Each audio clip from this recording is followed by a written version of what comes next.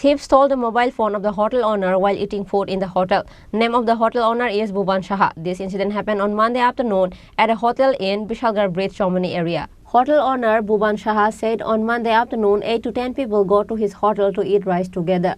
After the people left the hotel after eating rice, he saw that his mobile phone was not on the table.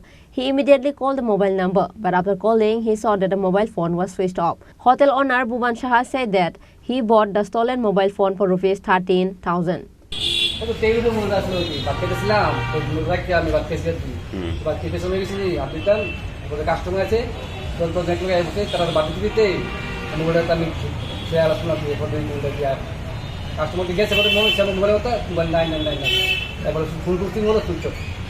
কি কোম্পানির mobile এটা? Poco company. হ্যাঁ, Poco.